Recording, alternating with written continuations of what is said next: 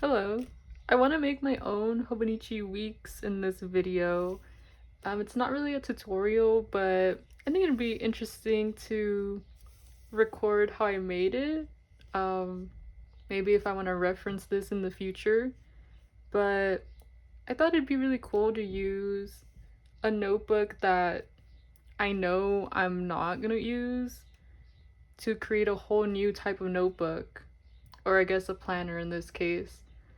With this one, I don't know, it's just I don't really like when books have a title and then I already have my own personal journals. So I don't really have a plan for this book, and that's why I want to reuse it for something else that I have been wanting, which is a Hobonichi Weeks. So I'm gonna be trying to recreate one pretty much. I already made a size template for it. This is a page that I ripped out from this book. And I kind of created how I want it to look on the inside and where I want the punched holes. So it's copying the Hobonichi format where you have your week on the left, and then on the right you would have like a memo page. I accidentally drew this line in, but on this side I want to keep it clear without lines. And then I also want to add a calendar page, just so I can plan things ahead and using one page or spread, I guess. So that's what that looks like. And so this is the size that I want the planner to be, which is pretty much just half of the page size of the book. And then I cut off a little bit at the bottom. And then I also flipped it so that this wider part would be cut off from the planner because it's a small planner. It doesn't need this big of a title space. So the page is also flipped upside down. And I don't know if maybe you saw my last video, but this book, I had also ripped out a lot of pages from it from the previous user. And so it was already falling apart on the inside. So what I ended up doing, and what I'm gonna be doing, is I already ripped out the pages from the cover. And then for the pages, I want to cut off this glue part so that it looks like this. And all the pages are loose. And so to do that, I can't just cut through it because it's too much paper to cut through. So I ended up ripping apart the glue so it would be in sections. And so I think these sections are thin enough to cut with my scissors.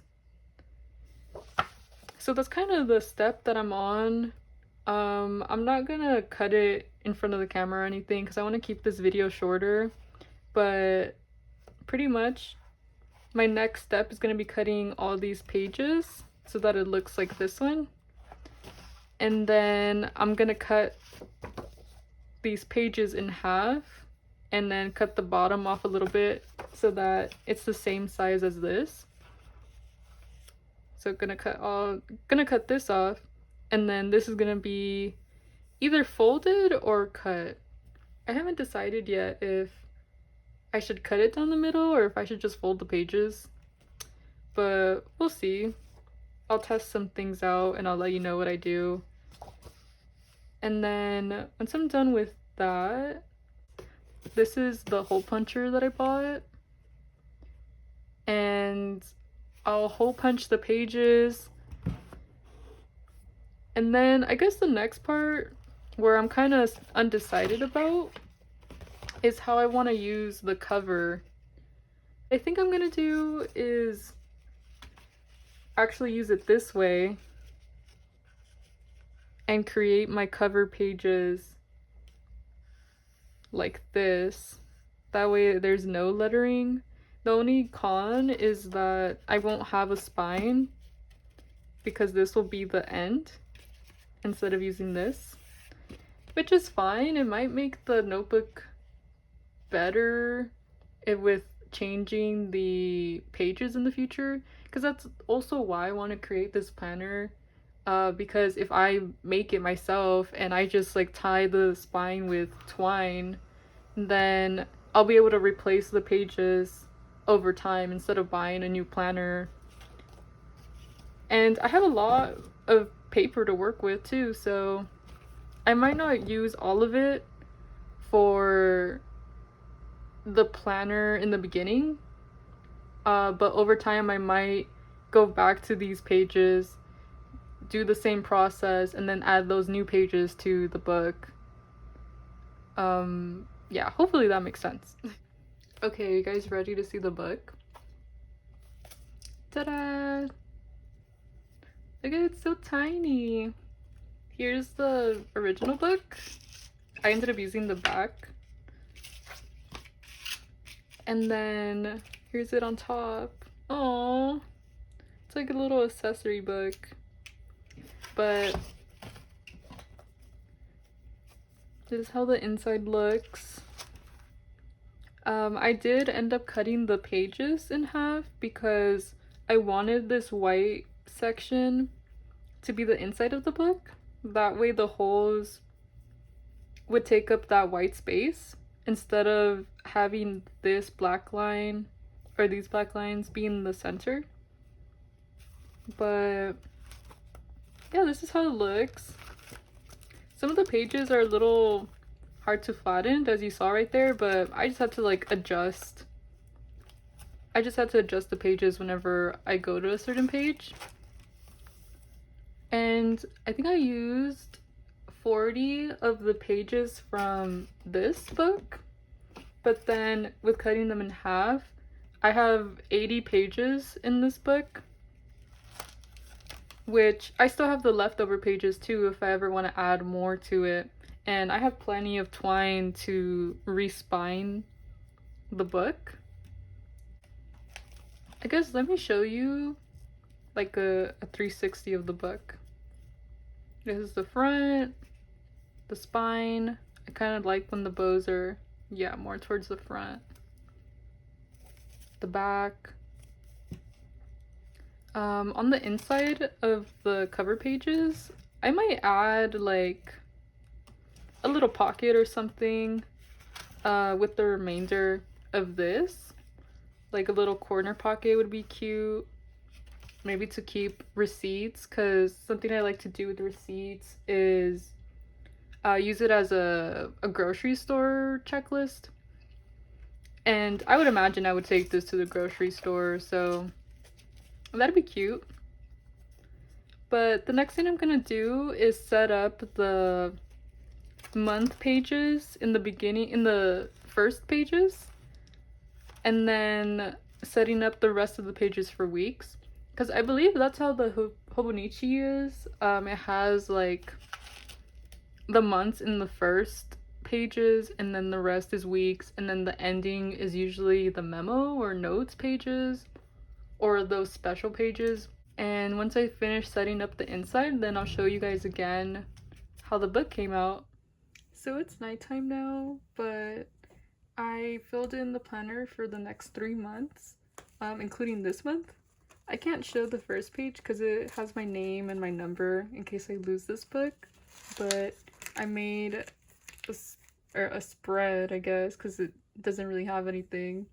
But I want to put my abbreviations here because this is a small planner. Plus, that's also how Hobonichi Weeks is set up, so I'm still copying their setup. And then I left a blank page because in the future I want to add the year index. I just didn't add it now because I don't know what I want to use the index for. And if you don't know what I'm talking about, on the Hobonichi Weeks, there's like some kind of record keeping system for the whole year, and I eventually want to do that, but I don't know what I want to use that yet for, so I left it blank. And so this is what the months are gonna look like. I started with this month because that's kind of like where my last planner was leaving off. And so yeah, this is pretty much the setup, like having the name of the month. All of my weeks start with Monday. You'll see also in the daily entries, it also starts with Monday. And the pink I decided to put as the previous month. I tried to use the colors from the cover. So we have like green, the pink, and then this like darker pink. That's kind of what I tried to do with this, what is it called? I guess the aesthetic. So there's July, more pink numbers, another pink number here because it's the previous month. Here's August, September. They all pretty much look the same. October, November, December, and the 25 is for 2025. And this is where you get into the daily entries. Still starting with Monday, the right side is gonna have the name of the month. All of the daily entries pretty much look the same. That's how all of them look. I only filled it up until August because I got kind of tired tonight. But yeah, I eventually, at the end of the book, want to add some kind of ruler here. And then I'm also interested in adding I forgot what the Hobonichi website calls it, but in their week's planner, I think only for the Japanese edition, they have a disaster preparedness section in their agendas. I have this book that is a survival guide, so maybe I can take some stuff out of this. It's specific to the Los Angeles County. I haven't read through it yet, but it'll give me more motivation to read through it if I add some of the checklists into the planner. But I might not do it, but it might be good too. I don't know, you never know. I don't know if that's like being too much, but I'll see how much I want to add into there. And then also something else that the Hobonichi Weeks has is a page for contact numbers. And I think the reason why they say that they add that page to the weeks is in case you lose your phone, because this is a travel planner, so if you lose your phone and you don't know anyone's numbers, then hopefully this will be on you and you can just skim through to that contact page and call someone. So I really like that idea. And lastly, I wanted to mention that this is not to be mean to myself at all. Obviously, the book is not perfect. It's kind of jagged, like some of the pages aren't cut perfectly, but I actually wanted to say that I really like that because with a lot of my journals, I'm really careful with how they look and the way that I take care of them. And with this one, I really just like want to toss it anywhere. I don't want to be too careful with this book, and with it being kind of imperfect, I really like that for that reason. So If you're also like me in that sense, then I recommend having a book like this.